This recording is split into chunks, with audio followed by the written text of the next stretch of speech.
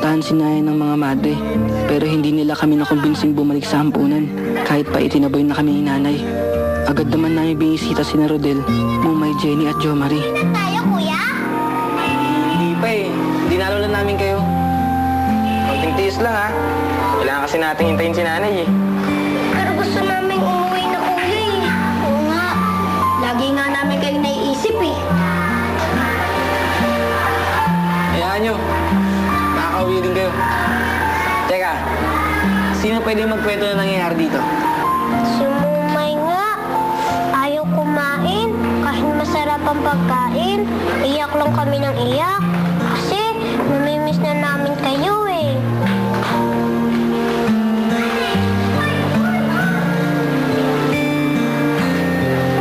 Tama ba yung ginawa natin? Iniwan natin sila dyan? Hindi nga nila alam yung totoo eh. Pag tinakas natin sila, lalong magagalit si nanay sa atin. Kuya!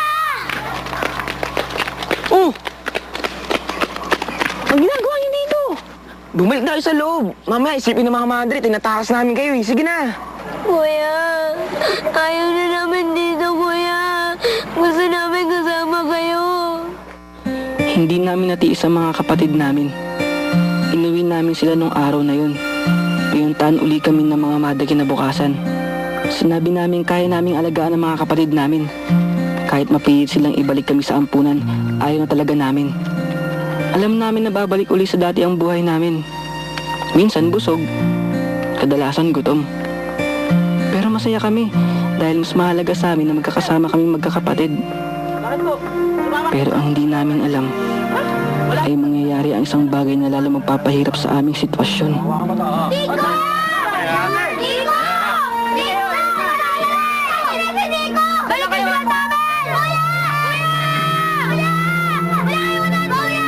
Wala kayo! Wala na kayo! Hindi kayo ang nagdakaw ng aircon? Sigurado ba kayo sa sinasabi niyong yan? Oo naman. Paano namin gagawin yun ang bigat-bigat nun? Hoy! Huwag kang basta sumagot, ha? Pwedeng may kasabot kayo. May nakakita sa inyo malapit dun sa ninakaw niyang aircon. Mga sinungaling to mga to. Aminin niyo nang kayo nagdakaw ng aircon. Anong ginawa niyo doon? Binenta niyo, no? Eh hindi nga ako kami. Eh, di ba sinabi ko sa iyo na nakatutok kaming lahat sa inyo magkakapatid? Marami nang nangyayaring nakawan dito sa lugar natin. Siguro, may kinalaman din kayo doon eh. Kuya, ayoko para ako may kasalanan ah. Kayo talaga kayo. Ano na naman ginawa niyo? Nay, hindi po kami nagnakaw. Oh, narinig nyo? Hindi naman pala sila ba? Ano bang ebidensya na labas sa mga anak ko? Eh, may nakakita daw sa mga yan eh. Malapit doon sa ninakawan. Eh, wala naman pala kayong sapat na ebidensya. Ibig sabihin yan, wala kayong karapatan na dalhin yung mga anak ko dito. Kung kasi kayo, misis, eh, tinututukan yung maigang pag-aalaga niyo dyan sa mga anak niyo, eh, di sana hindi nangyari to. Aba, eh kahit nabantayan ko ng 24 oras po, eh wala na naman mangyayari. Oo nga, kaya nga nandito na nga ako, diba?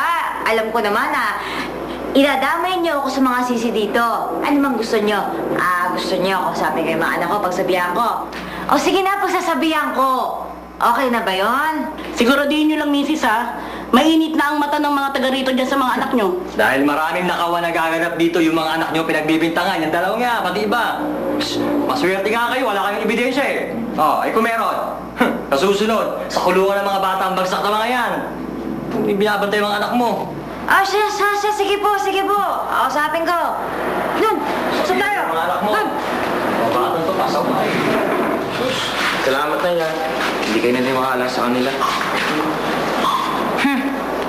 Hoy, kayong dalawa, ha? Pati buhay ko, ginugulo ng mga yan. Dahil sa mga pinaggagawa nyo. Tandaan nyo, pati ako sisisihin ng mga yan. Kaya mag-ingat kayo, ha? Ay nako, pupuntahin ko muna kayo sa tatay nyo. Para naman karoon ng silpin, lalaking yun. Habang mainit pa dito, dun muna kayo. Baka mamaya lumala pa yung gulo eh. Eh, Nay, paano pa yung mga kapatid namin? Ako nang bahala dun. Pansamantala kaming tumira kay tatay sa Malolos. Ang hindi namin alam habang wala kami. ay isang mas malaki pang problema ang magaganap sa buhay ng aming pamilya. Jose, Abe, ba't pa kayo bumalik dito? Bakit hindi? Eh, dito kami nakatira. Hindi na, sinira na ng barangay yung bahay niya eh. Napatunayan kasi yung kapatid mo si Jeffrey at yung barkada niya nagnakaw ng aircon. Kaya pinalayas na kayo dito sa atin. Pamilya daw kasi kayo na magnanakaw eh. Saan na kaya si Mumay? Saan sila nakatira ngayon?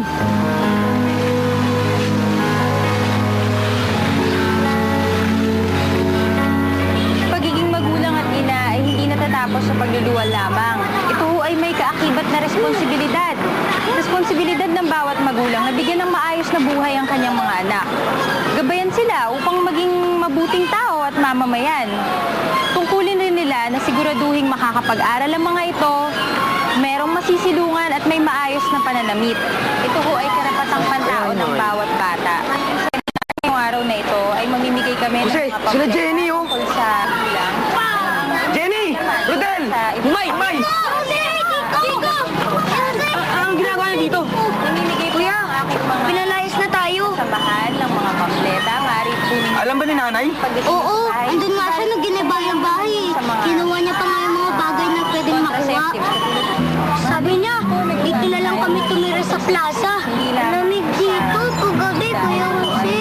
Dito. para makabawas. Oo nga, wala pa kaming mapulot na pagkain. Ito, may dala naman ako eh. Lang. Dati nyo muna. Wow! Hindi naman po Saging! Parang baho naman yung kamay mo. Pangit ito. Nay! Nay! Ano na ang problema ang dala niyo dito? Baka po pwedeng makitira muna kami sa inyo. Yung mga kapatid po namin sa plaza lang na natulog eh. Ay nako, kahit gustuhin ko kayong kupkupin, hindi pa pwede. Ayaw ni Henry. Saka hindi ko to bahay, no? Eh magagawa ba ako? Hindi kayo dito pwede tumira. Nay, nakikinig ba kayo? Yung mga kapatid ko po, sa kalsada lang natutulog. Ano? Pababayaan nyo na naman sila? Kaya naman pala ako minamalas eh. Hindi naman visit ang batang yan. Sensya na. Ano bang kasalanan ko doon sa nangyari, ha? Kaya itong tatanga-tanga ako, nung kalokohan pinaggagawa nyo, ayan tuloy, napag-initan kayo doon sa atin. Hindi nga ho kami yun eh. Yung isang anak nyo, si Jeffrey. Kami tong walang kasalanan, kami pababayaan nyo? Bastos ka talaga, ano? Halika nga dito. Halika dito. Huwag kang bastos, ha? Huwag mo ko pisasaltaan ng gaya sa harap ng mga kainuman ko. Nakakaya ka. Abi, pagsabihan mo nga itong kapatid mo. Tama kayo, Nay. Kinastos kayo ni Jose. Dapat lang sa inyo yan. Ano sabi mo? Ano sabi mo? Oo, Nay! Matagal ko na kayong pinagtatanggol sa kanya. Pero tama siya! Wala kayong kwentang nanay. Abi, Buong buhay namin, hindi nyo kami inilagaan eh! Kami pa kailangan mag-alaga sa sarili namin at sa mga kapatid namin! Pero sana, Nay, sa susunod, alagaan nyo naman kami! At ipakita nyo na nanay namin kayo! Hoy, ako pa rin nagluwal sa inyo. Hindi sana hindi nyo lang kami pinanak! Mga bastos talaga kayo, no? Magpakita kayo ng respeto, ha? Pag sinabi ko sa inyo, hindi kayo pwede dito! Hindi kayo pwede dito! alam nyo, Nay, sa totoo lang, hindi na namin kayo kailangan. Kung kinaya namin noon, kakayahin din namin mabuhay ngayon sa sarili lang namin.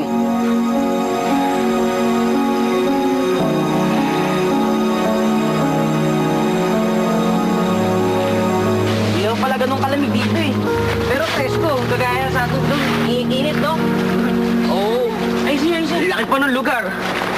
Pwede pa tayo maglaro tsaka magtakbuhan sa laki. Oo naman. Saan ko, boss?